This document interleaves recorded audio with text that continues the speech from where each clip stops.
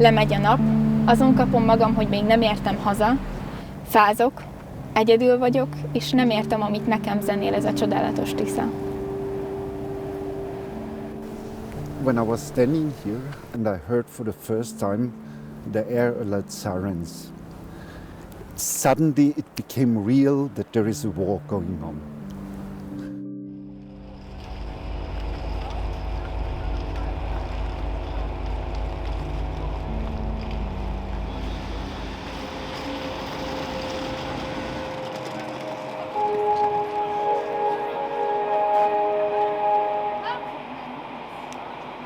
Our passengers that the Londonza intercity train for Budapest to Büsra station via Debrecen.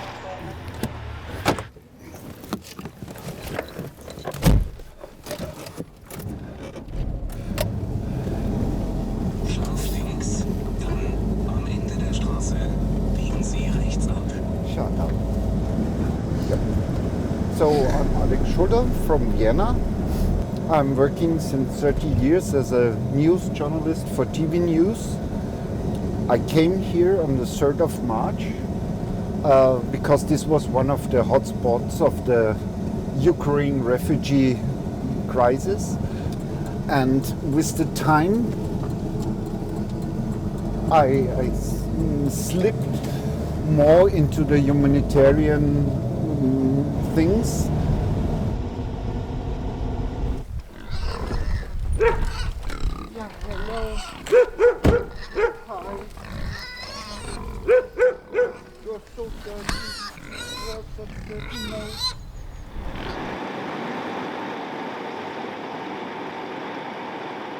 Right now, I'm standing here on the closest possible point to the Ukraine. It's just behind me.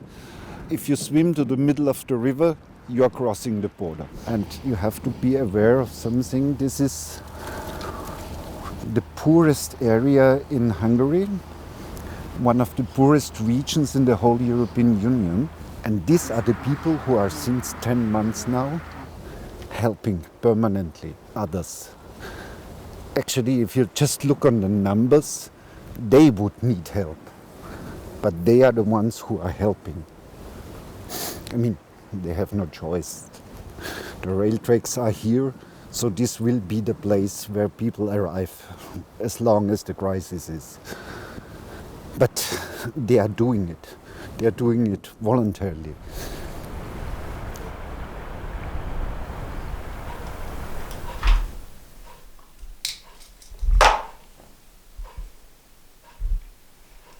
Okay, you put it produces a little bit and good smell.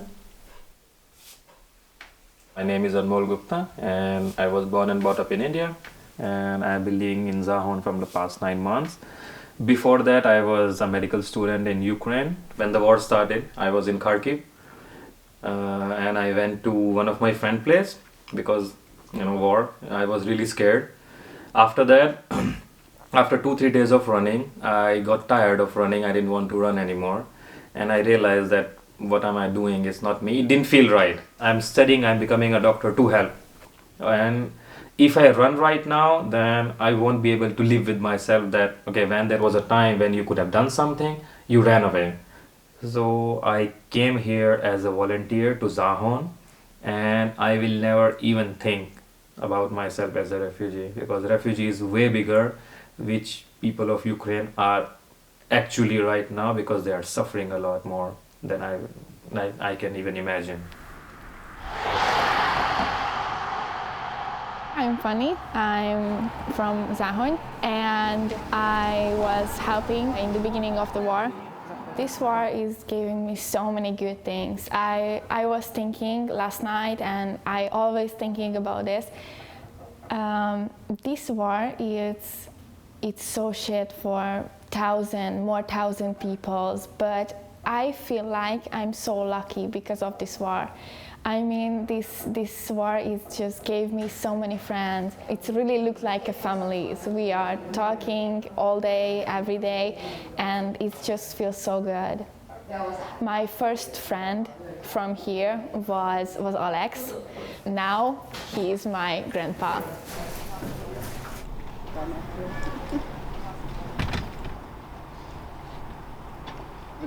the other? Charakter, Reincarnatio Maya.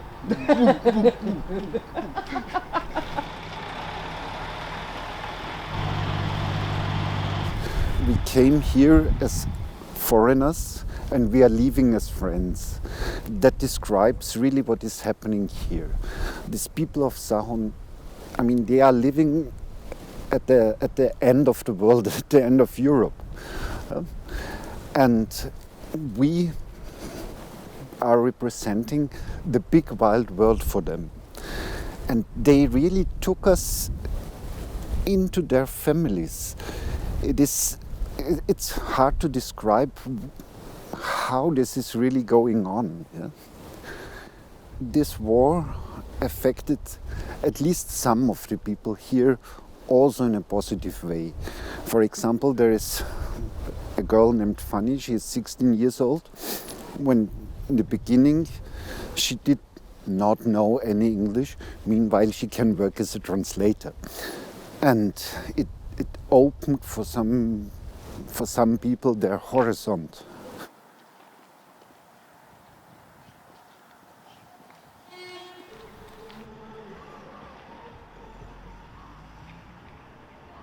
So I think my dream is start being bigger and bigger after when I meet my new friends, because they are from Austria, they are from India, and I want to move from here because if I want to make my dream life, I cannot make it here because I don't have workplace.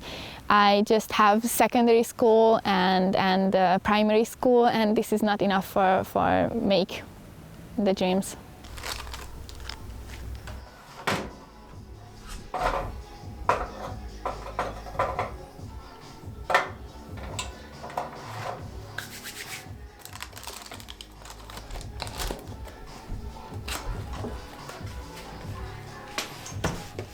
I have lost few friends in the war, and some of them are still fighting. I wish and I hope and I pray that they are okay, they will be okay, and everything will be good. I feel bad, I am upset that I lost them, I won't be able to see them again, but at the same time I am so proud that I knew such person who was brave enough and strong enough to sacrifice their life to protect others. I cannot match their level. If they are at 100%, then I'm at, I think, 0.001%. And that's the feeling which keeps me on the railway station for, I think, 22 hours, that people might need help there. And what if there is no one to help them?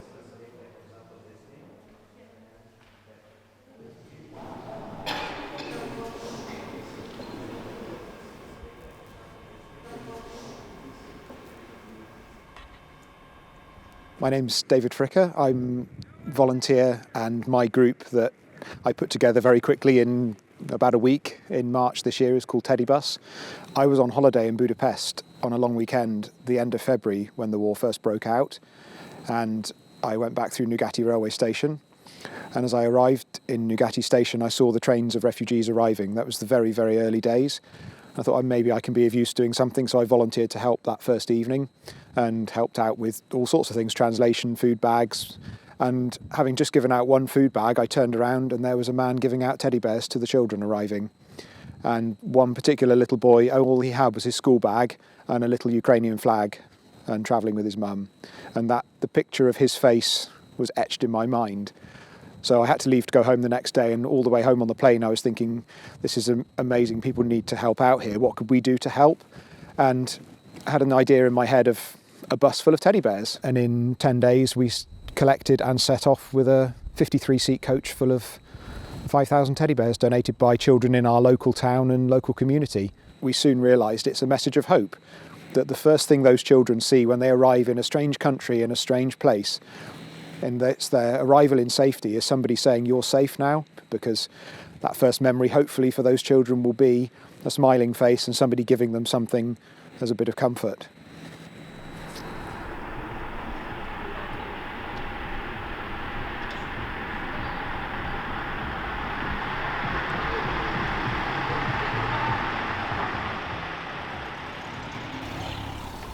In Záhony, I have favorite place. It's the Tisza. Sometimes I just wish maybe I will be strong like the Tisza. Ereje oly hatalmas, bárcsak nekem is ilyen erőm lenne. Temetkeznék a fellegekbe. Gyönyörűsége magával rend, bár minden nap láthatnám.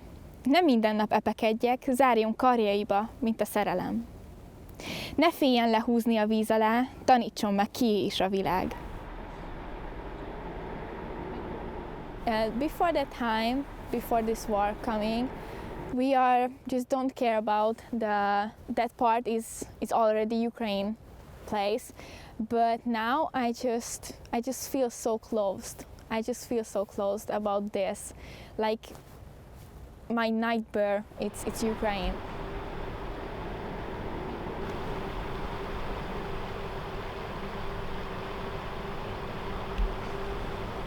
In the beginning, I mean, you have to be aware it was 7,000, more than 7,000 people per day arriving here.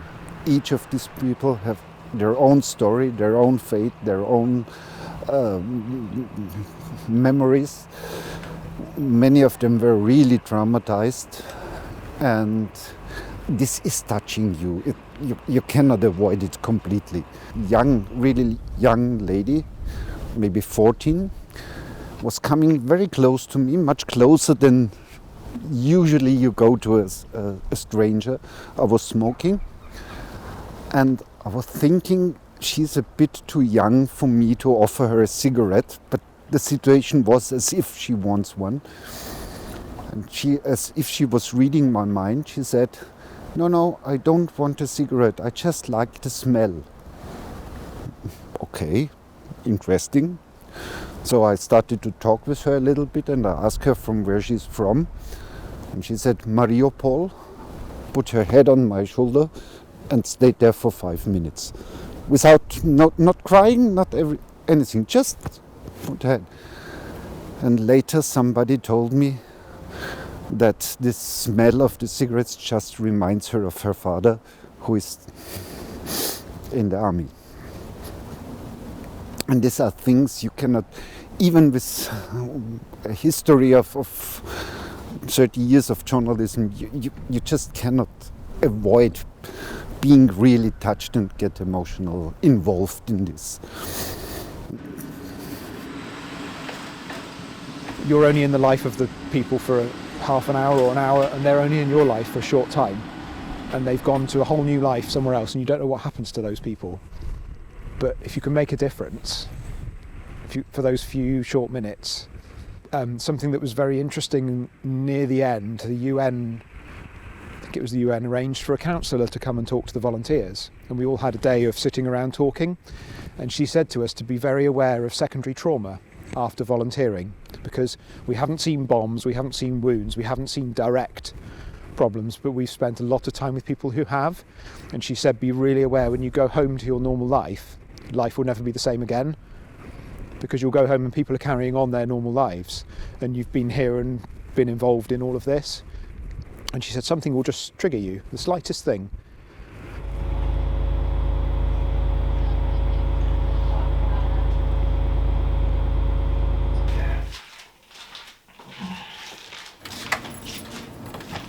Right now, the situation is in Záhony that I'm the only volunteer here who stays in the night. Earlier there used to be lots of volunteers, but everyone left, and that's why I prefer to stay there in the night, and I sleep in the container. And yes, I sleep between the trains. I usually get 2 hours, 3 hours to sleep in between the trains, but when it's delayed, sometimes 1 hour, so I get more time to sleep. Then I make these chairs somehow more comfortable so I can sleep a little bit more.